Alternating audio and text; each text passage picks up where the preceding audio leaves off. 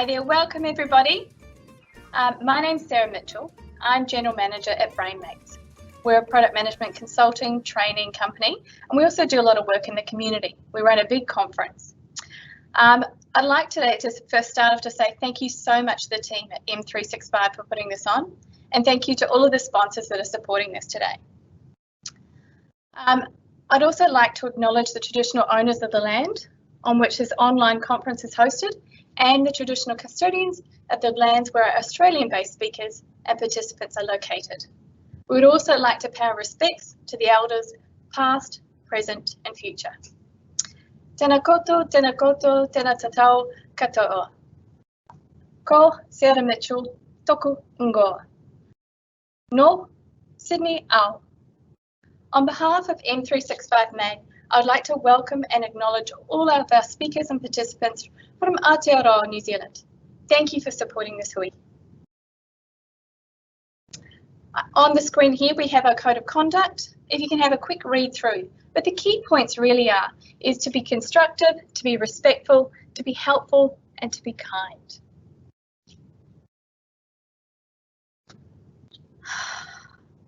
Thank you so much to the team at M365 May for the opportunity to speak here today on a topic that I'm passionate about.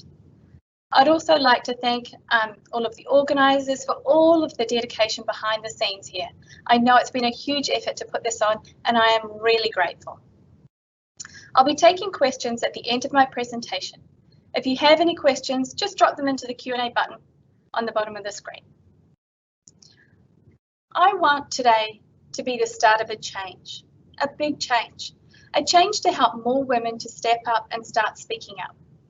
Would you like to get up on stage and speak in public, or would you like to present to your peers? Or how about give a speech at a special occasion? Many of us do, but are worried and scared about that. It is often quoted that the fear of public speaking is greater than the fear of death. And from what I see, it seems to be more women than men that are affected by this.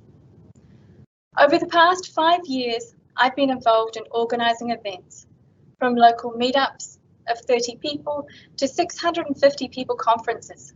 It's been an amazing space to be in, but there's one area where I'd like to see improvement, and that's in the number of speakers that I see on the speaker list, female speakers that I see on the speaker lists.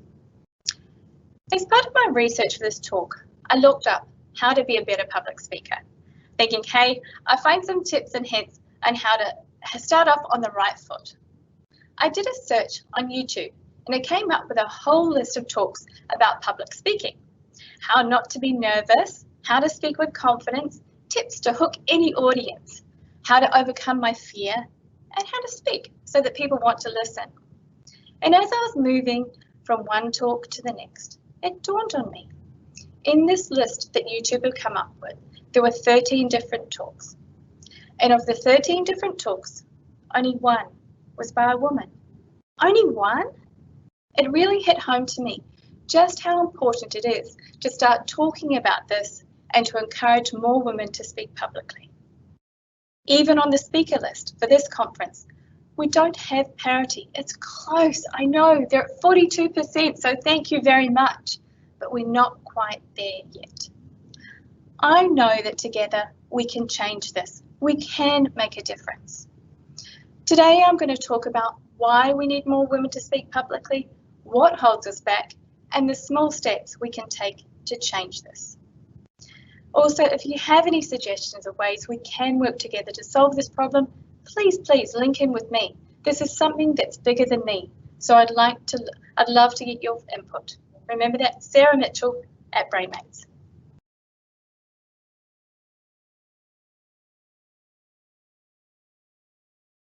First of all, I'm going to start with the really important bit, the why.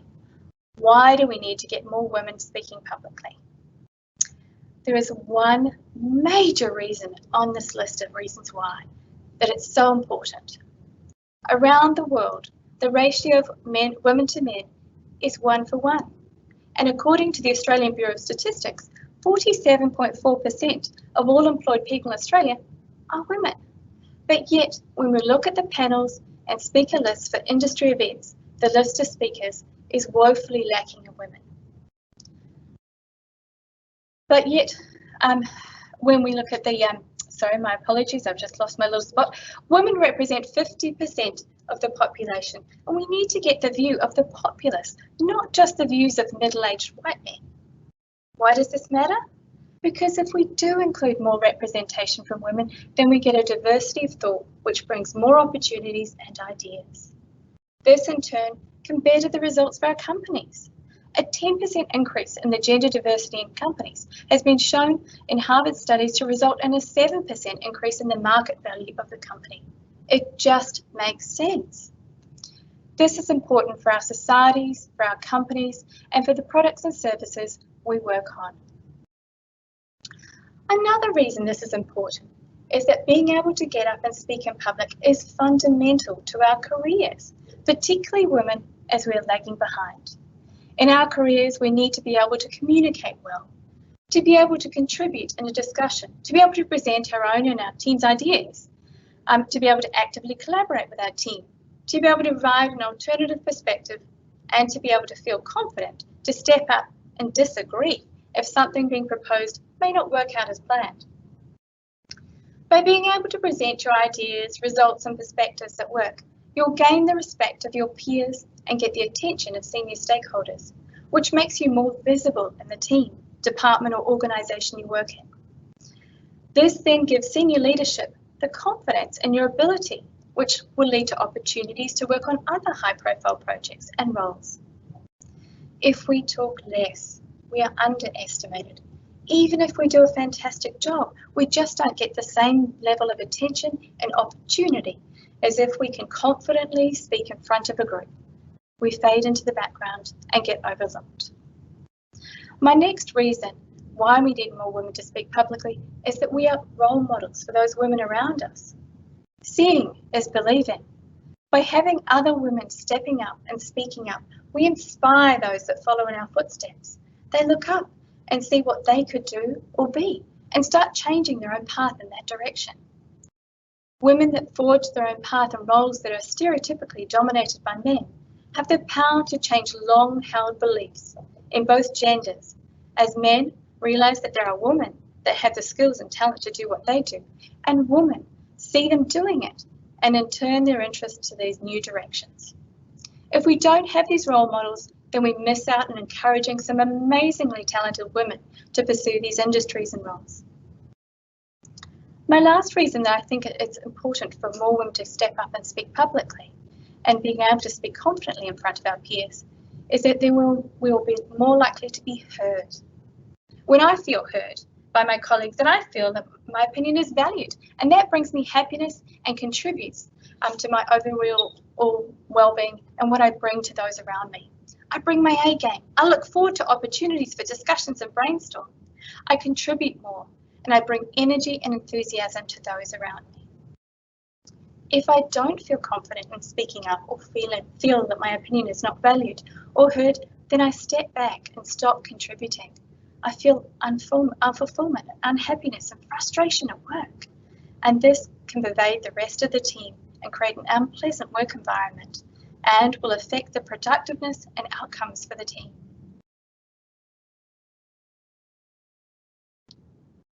What I want to talk about next is the reasons that hold us back. I first started talking about this publicly last year. I raised the problem as a discussion group topic at an unconference event in Melbourne, as I wanted to find out what holds other women back. And these were the answers that came from the discussion with this amazing group of 20 women in this packed room that day. I want to thank those brave women who gave me their time to help me broaden my thinking about this. The first reason that was quoted was the fear or anxiety of public speaking. What if no one listens? What if no one shows up?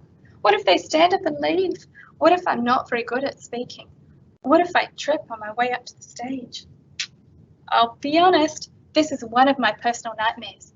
Can I just say a big thank you to the M365 team for giving me the opportunity to speak, and I'm super grateful it's online, so there's no chance of tripping on my way to the stage. I'm pretty sure that what we imagine is way worse than the reality, but these fears and doubts can overwhelm us so much that we never even try. The next thing that the group talked about that holds them back was the feeling of imposter syndrome. I'm sure you've heard of this, the feeling that we're worried about whether the topic is good enough and or relevant to the audience. We feel that we aren't an expert, or we're not qualified enough to speak, feel that we may not have the authority to talk. What if the audience sees right through me and see that I'm a fraud or have no idea what I'm talking about? They will want to listen to what I have to say, or even the thought that I don't deserve this. My boss or my colleague should be speaking instead, not me. We worry about others. Perfectionism. Oh, this is a big one that comes up a lot of the time. We haven't quite got it right. It needs more work. The idea isn't fully fleshed out. I need to do more research. The slides aren't perfect. I haven't practiced enough. All of these things add up and we just bottle it. We step back and we can't put it out there. The other side of perfectionism is that if we do give it a go and it doesn't quite work out as planned, the self-analysis that we have is terrible. We beat ourselves up about it. We need to be able to accept failure as a learning opportunity and forgive ourselves. It's okay. In the lead up to our conference in 2018, I had one of our female speakers, a senior leader in their field, come to me and ask to pull out a month before the event. They felt that they weren't ready, despite all of our confirmation to them to say that their talk was coming on really well, and there was still plenty of time to do the finishing touches. We need to push through that uncomfortable feeling and keep going. We have the experience, the skills, and the stories that will pull us through. Don't let the self-doubt talk you out of it. The speaker, they ended up nailing their talk, and they were absolutely amazing. But if we hadn't been there to help coach them through and encourage them to keep going when it was hard, they would have fallen by the wayside and missed a critical opportunity. And if we do get to the point that we're able to overcome our imposter syndrome, our anxiety, and our perfectionism, then we find it hard to find speaking opportunities because we lack experience. We don't have the videos or a history of previous talks and speaking engagements for our speaker submission. So we don't get accepted or don't even apply because we feel we won't progress without them.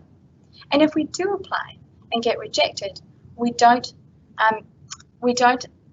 get feedback on why we weren't accepted and end up ruminating on all the possible reasons that could be wrong with us and their presentation. And we don't learn what we need to do to be able to prove our public speaking skills, which doesn't encourage us to keep finding new opportunities. And if public speaking is in our sights, there may be another thing that holds us back, a lack of awareness that there's an open call for many conferences, and that there's many conferences and there's other places that we can start small, events that give us plenty of support and opportunity to practice in a safe space. Another reason that they quoted was that they can't find a mentor. They'd like to find someone to learn from, but don't know how to get one that's right. Don't know how to reach out to them and ask for that time to help us improve our public speaking. There's lots of reasons that hold us back. These are just some of the ones that I know of and that were raised by this wonderful group of women.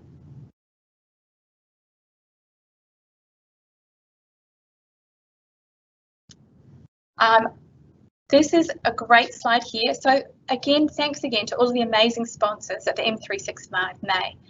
There's a whole heap of prizes to win, and so this is the first one for week 1. So grab a snap of the QR code and go into the draw to one of the prizes. You have to be registered to win, but give it a go.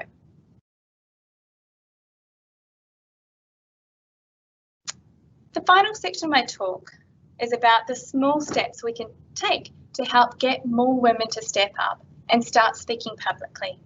I want you to leave here with some practical advice that can make a difference. Hopefully one or several of these can be applied to help yourself or someone you know to start to break down the barriers that could hold us back.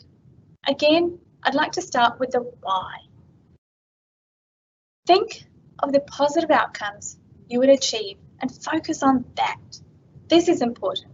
This is what drives us and gives us the courage to try something new. It will feel awkward. It will be difficult. It will make us uncomfortable. We will want to back away. But remind yourself of your why to help keep you motivated and on track. If we can do this, we will grow in our own eyes and the eyes of others. Over the past 6 years, I've been in the background, and with that, my eyes have been opened. I've seen how few female public speakers there are on the schedule for other conferences compared to men. There are still panels that go ahead with all men, not so fondly referred to as manels. Panels that are on being human, on when women thrive, and gender equality. I was flabbergasted when I read this. Seriously, an all-male panel speaking on gender equality? My personal why is the future for my nieces and for my friends' daughters, talented and bright young women who are full of life, full of fire and full of ideas. And I want those young women to live in a time when there is full equality, where there is not a problem, this is not a problem that they will face, and that they will have role models to follow. Now we have our why, our reason, our drive, and our motivation. We need to work out how. I say start small. Start with simply asking a question. The act of putting up your hand to ask a question in a group can terrify many. Women ask fewer questions than men in a Q&A session. But this is a perfect place to start. This could be in class, at university, at work, at the end of a speaker's presentation. Be prepared. Think about the topic beforehand and come with a few questions written down. Go first. Don't let nerves get the better of you. Maybe even speak to the organiser and tell them you're nervous but determined. Could they help you by asking you as soon as you put your hand up? And if you are the MC, choosing the first person to ask a question, if there's a woman putting her hand up, please let her go first.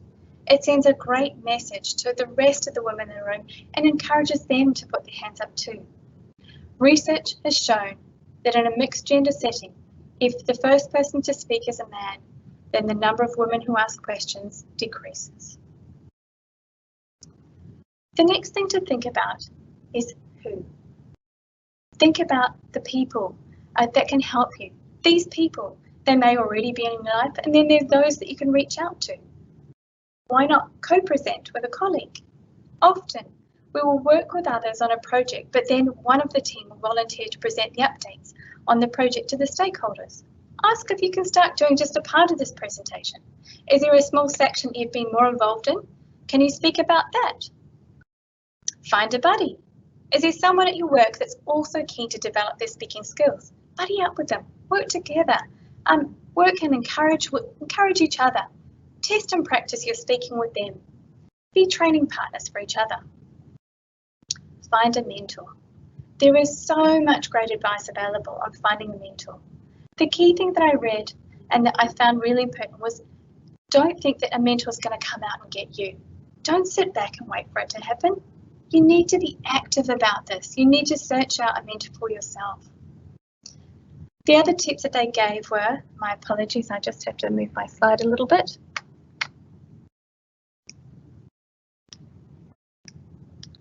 The other tips that they gave were, hang on a sec, my apologies, it's just not in quite the right spot.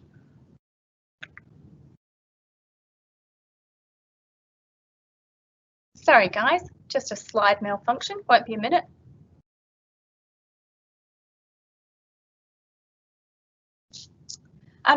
Is to reach out and find a mentor. So looking for those mentors. If you do want to go out and grab a mentor, create a list of potential candidates. Look for people that have similar strengths and skills that you want to emulate. They may well be in a different industry, but have the skills you want to learn. Reach out and see if they may be interested. Start with a coffee. Come armed with questions and be prepared with your ask. But if it doesn't feel right, that's okay. Move on to the next one on your list.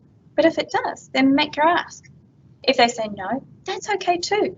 Find out why and then learn and move on to the next person on your list. The next thing to think about is where do we go? Look for a support group. There are safe and supportive spaces for women to present their ideas in front of small audiences.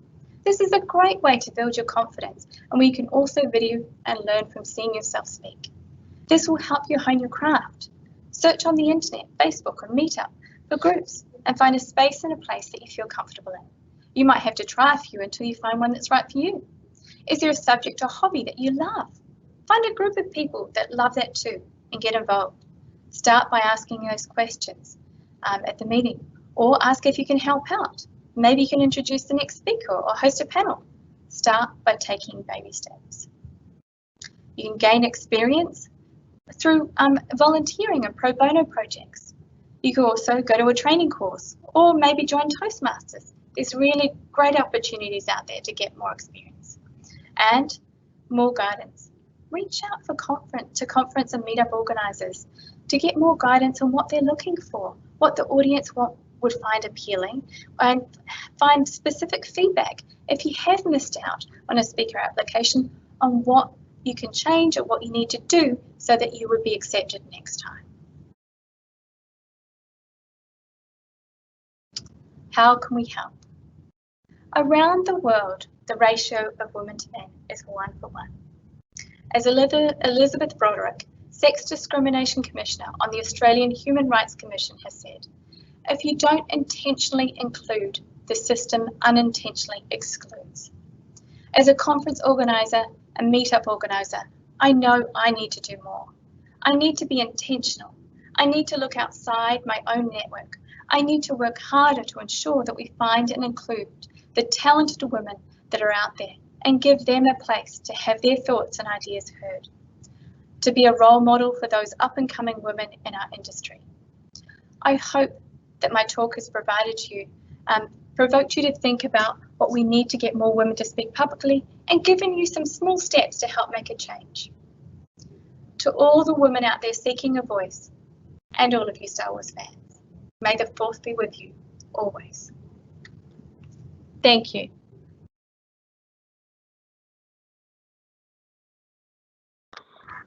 Thank you so much, Sarah. It's Rebecca here. Hi, Beck. I'm going to send you live in giant mode. Boom. And we've got a few questions and a few comments, which is lovely. So everybody who's listening, if you've got more questions, please pop them in. Also, we had some problems with the competition link, so I have dropped that in the thread. If you missed it, please grab it now because this will be your last opportunity unless you go to another session this week. So let me scroll past the things that are from me. Anonymous, and there were a few on this one. You spoke about it already, but I'll ask again just in case you wanted to add anything extra. But yeah, a lot of people, I think 3 people, including a Lydia, really want help finding a mentor for public speaking. So anything you want to add to the recommendations you gave at the end of your session? Look, really, I think it's about thinking about those people that you would like to see those skills and to emulate them and to be able to reach out to them. So create a broad group of people, and that could be, you know, from anywhere, but as long as they have those skills that you want to emulate, just do the ask, go out to them, tell them that what you're trying to achieve and could they help you. And you'll be really surprised. I think I was reading a book from a talk that I went to last year about the gift of asking. And I think it's something that women don't do as well as we could be, is just ask. You'll be amazed at what you find. So many people come back with a yes. And as I said in that, create a list. So it's okay if they say no, move on to the next person. Find out why and learn from that. Was that Amanda Palmer's The Art of Asking the... Oh, no, it's Kemi, I can't remember her last name. So she's based down in Melbourne, and she came and spoke at another conference I went to, and she was amazing. Okay, awesome. I think we've got one that is not so much a question, but a comment. Sure. So I'll read it out and interested in your thoughts. Apologies, my scroll is misbehaving. So a comment from, not so much a question, but I heard a stat when I was in my late 20s that women, generalisation, will be 121% ready for a role before applying for it, and men will be less than 50% ready. It changed how I took things on. I could always pay someone to upskill me, research, take up online training, etc. for any shortfall. In short, I could see I'd been successful in the past, so no reason to doubt I'd be successful in the new prospective role. Yeah. Discuss. Totally agree and love this comment. It is so true. It's still true. I help organise a group called Product Women. So we meet on a monthly basis, and we have done several groups on talking about this, about women and our tendency to think that we need to tick every single thing in the boxes that is required for a job before we'll even put in our application.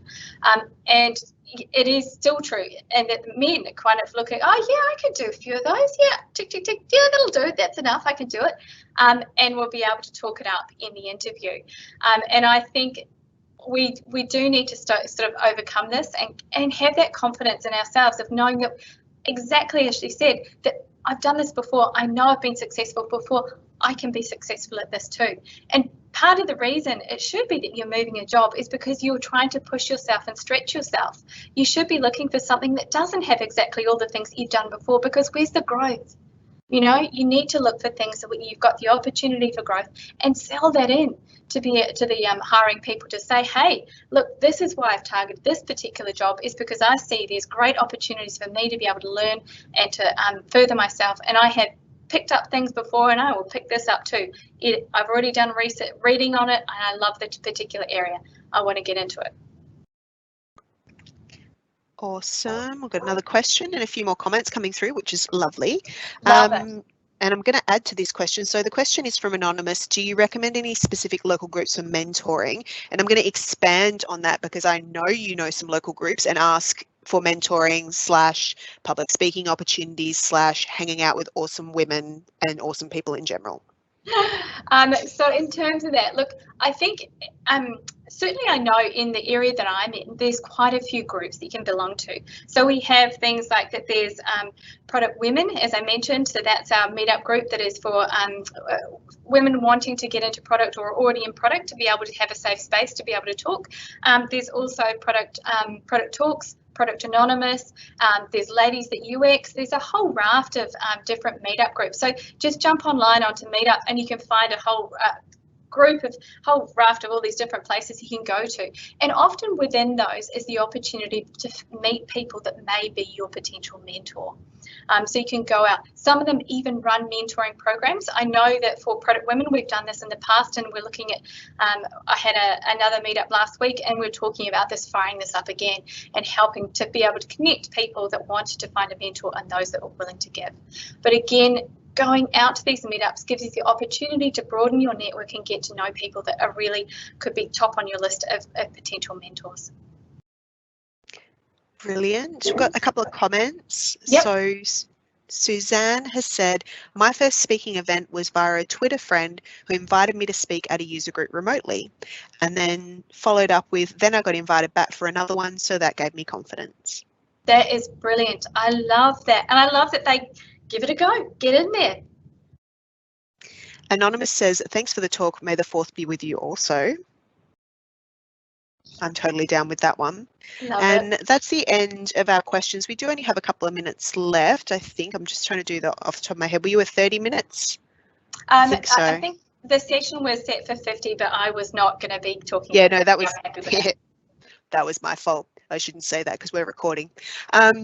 So if anybody else has got any last minute questions, feel free to drop them in. I want to say that thank you, Sarah, so much for your talk. Your extensive conference experience and experience in pulling together events that have amazing representation of women was the reason why we really wanted you to be part of this event. So thank you, and I loved it. Questions just popping through. I love moderating. It's so much fun. Do you think men are generally more relaxed or just good at bluffing? That's a great question. Those are really good questions. Look, I don't have any data on that specifically, and I would love to go back and find out more about that. I think certainly in the conversations I've had through, specifically more in the Product Women space, is it does seem to be that that men seem a little bit less worried about getting every single detail right, and are more confident of going out when it's pretty much mostly done. And so I think there is a little bit of that when I kind of see that. So I think that lends itself to it. I wanted to ask you myself as well in terms of finding a mentor. For me, I'm always really nervous that someone's going to say no. What's your advice about that? Like if I go to someone who I respect and think is amazing and they say no, like, and then my heart gets broken, how do I deal with that? Okay, so it is, I think that's hard. I think that we have to think about this though as a potential opportunity. Maybe they might introduce you to somebody else. Maybe it could lead to something else. And also then it's a great opportunity to sit down and have a chat with somebody that you really admire and like, and just shoot the breeze for a bit. Maybe that half an hour that you got to have a coffee with them was the best bit, awesome. But as I said, in looking at that, make sure you have a list of, so you're not pinning all your hopes on one person.